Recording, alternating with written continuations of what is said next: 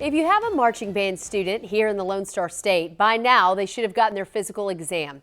It's a part of a new rule from the UIL mandating all marching band members have a physical exam on file. Our Olivia Leveda headed over to the Copperas Cove High School to get some insight on how local school districts are adjusting to the new requirement. Imagine wearing this, covered in black from head to toe, marching on the field and practicing on the blacktop.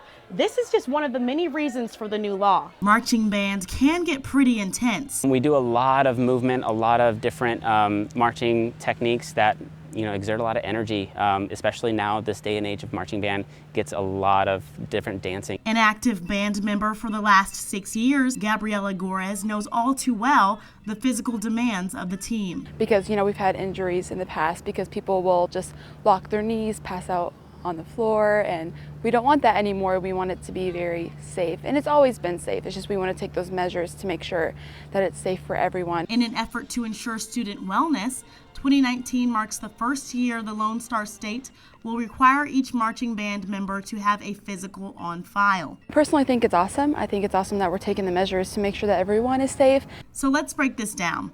Basically, the physical requirement from the University Interscholastic League applies to marching band members entering the first and third years of high school, as well as any 7th or 8th graders who march in band.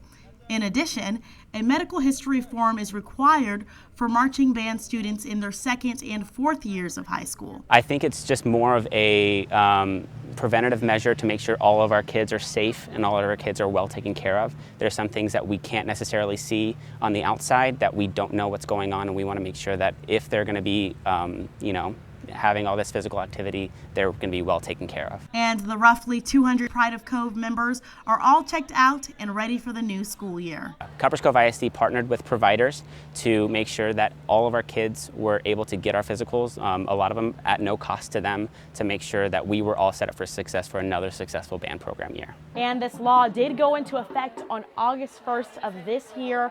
At this point, if marching band students haven't gotten those physicals, they can't participate in outdoor requirements of being part of the band. In Copperas Cove, Olivia Leveda, Central Texas News Now. Olivia, thank you. Starting in the 2020 and 2021 school year, all students are expected to meet compliance prior to beginning any physical activity associated with marching band, regardless of the start date.